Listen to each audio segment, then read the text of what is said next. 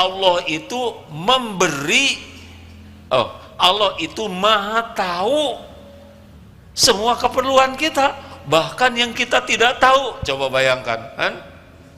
Dan memberi kepada kita jauh lebih banyak pemberiannya tanpa kita minta. Yang tidak diminta saja diberi, bagaimana kalau minta? Makanya udahlah, nggak ada lagi kehidupan paling nikmat kecuali kita serius kepada Allah. Udahlah, seperti jomblo gitu, jangan terlalu serius lah mencari calon. Pertama belum tentu ada yang mau, ya kan? Ini serius hadirin. Udahlah, serius ke Allah. Kan banyak orang yang serba serius selain kepada Allah. Ini serius, mau ujian serius, mau melamar serius, semua serius. Ke Allah nggak serius. Apa cirinya? Itu sholat yang tadi kan. Seberapa kita serius ke Allah? Allahu Akbar. Oh, bukan yang imamin. Kapan ya ngimaminnya? Jangan-jangan nggak bisa ngaji. Ngarang hadirin. Satu sama.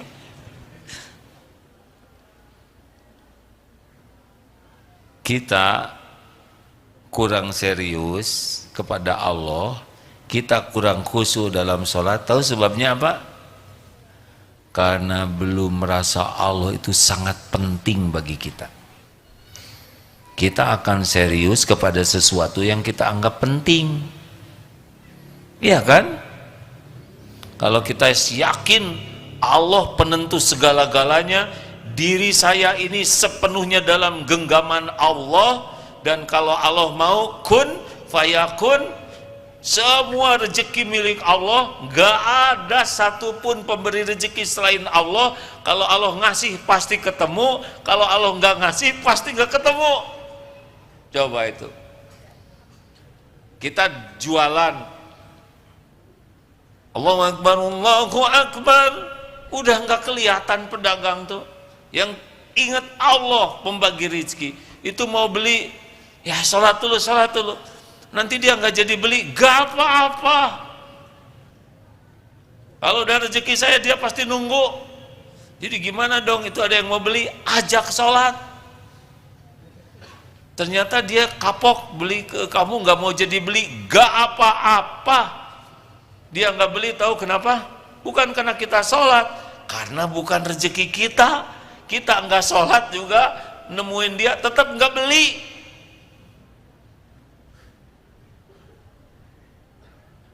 Langsung mikir, bener saya udah telat sholat, dia nggak jadi beli, juga dia bawa barang-barang saya kan. Kalau sudah yakin Allah yang menentukan segala-galanya, orang mau ngomong apa nggak tegang. Awas loh, kamu nanti saya hajar. Ada Allah yang menguasai, yang mengancam kita, betul? Kan ada katanya yang mau nanti saya bunuhin itu. Tidak ada yang terbunuh, dia sekarang ya. Saya nggak ngomong siapa-siapa ya.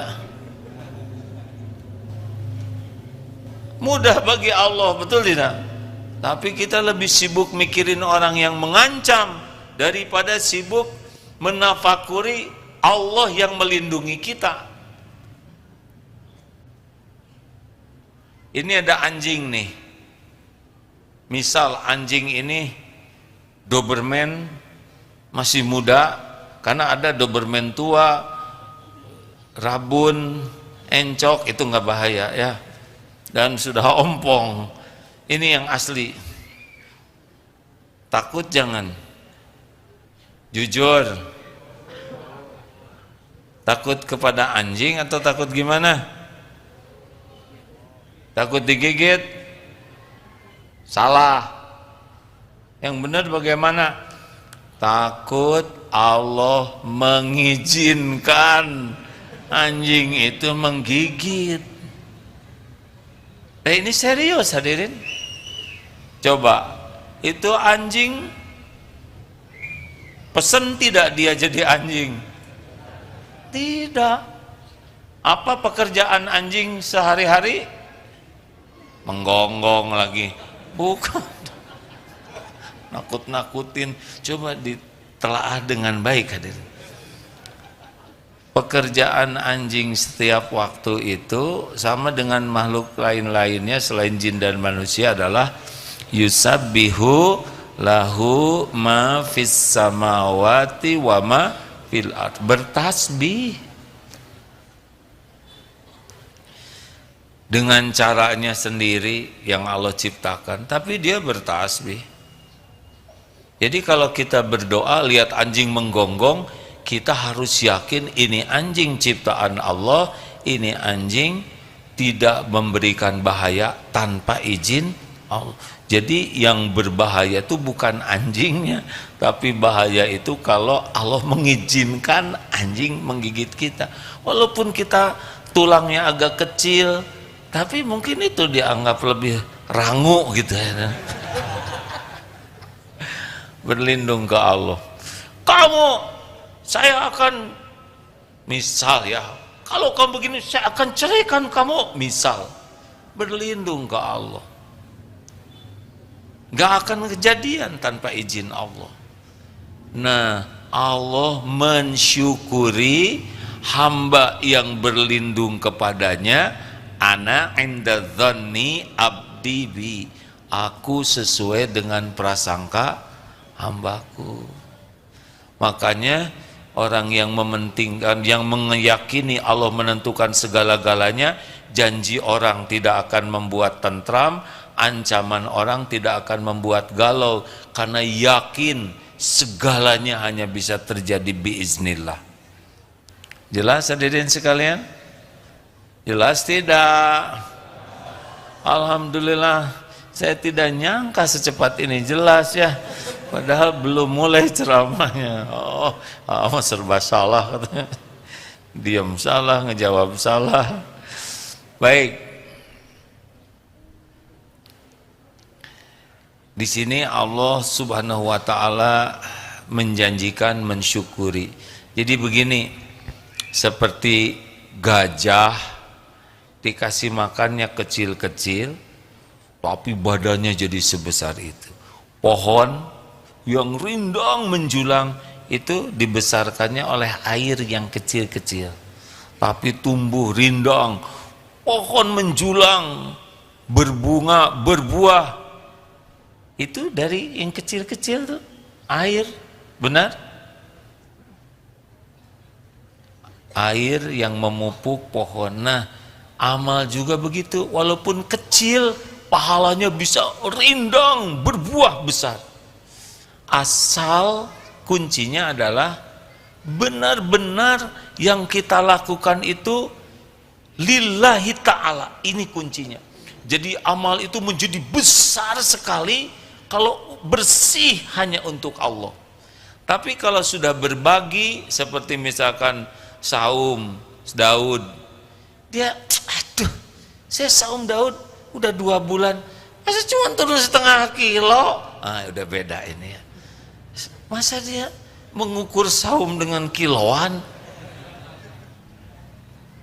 Saya tuh sudah pesantren, saya sudah tobat, saya tahajud tiap malam, tapi kenapa suami saya kelakuannya masih gitu aja ke saya? Berarti belum ikhlas. Saya sudah tahajud, saya sudah ngaji, saya sudah sholat tobat, tapi kenapa keinginan saya belum dikabulkan? Berarti bukan cari keridhaan Allah. Mau dilunasin atau tidak utang kita gampang, yang penting tahajud kita diterima oleh Allah. Saya sudah doa minta dilunasin utang, perkara dilunasin Allah udah tahu kapan yang terbaik. Yang penting doa kita diterima oleh Allah jadi amal soleh. Itu yang paling penting, doa tuh bukan diijabahnya. Diijabah itu janji Allah, tidak usah diutak-atik oleh kita. Bukan urusan kita diijabah tuh, urusan kita doa kita jadi amal soleh, ibadah udah di sana. Halo, jelas gak hadirin? Kita kan ngukur doa itu bukan masalah diterimanya doa kita jadi ibadah. Ad-du'a huwal ibadah. Doa itu ibadah. Asal diterima oleh Allah, udah untung tuh doa. Perkara pengabulan dari Allah, bentuknya, waktunya, itu Allah udah paling tahu lah. Tapi kenapa teman saya itu padahal doanya kurang lancar, tapi sudah dibayarin? Kok saya udah sebulan tahajud belum dibayarin juga, padahal gedean dia hutang saya. Kenapa? Karena boleh jadi Allah tahu kalau utangnya dilunasin, tahajudnya lunas ya.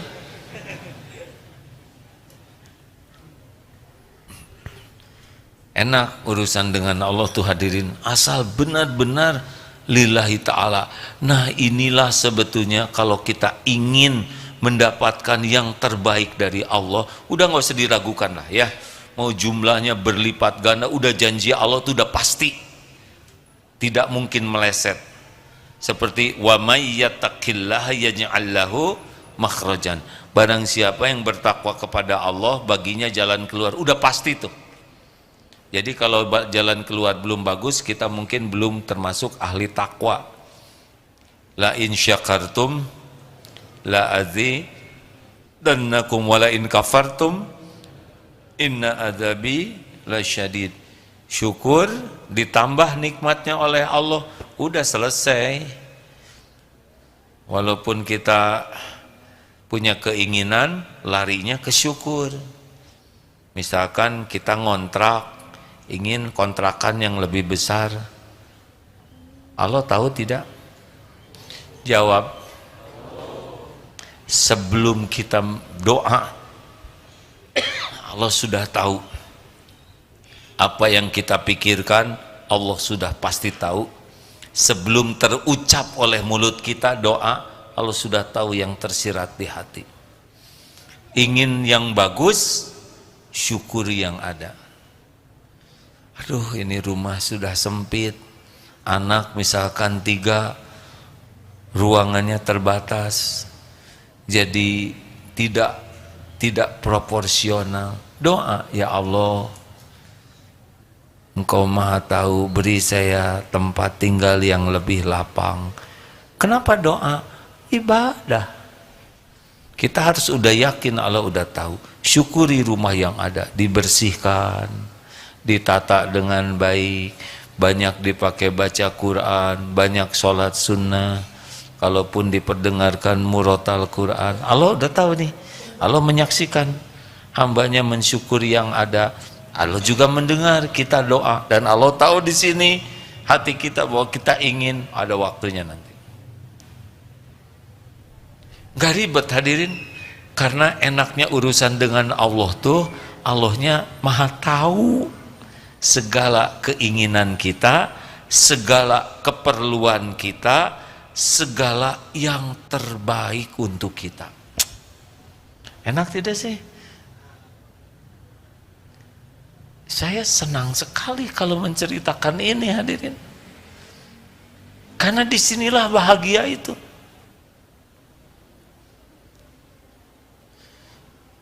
Jadi jangan risau dengan keadaan kita, kesulitan, kekurangan, keterbatasan. Allah sudah tahu itu, karena terjadinya kesulitan kita juga dengan izin Allah. Kenapa dong Allah membuat saya sulit? Supaya kita dekat dengan Allah. Jadi masalahnya itu bukan masalah yang sedang dijalaninya, tapi dibawa kemana masalah ini. Jadi dekat dengan Allah atau lupa ke Allah.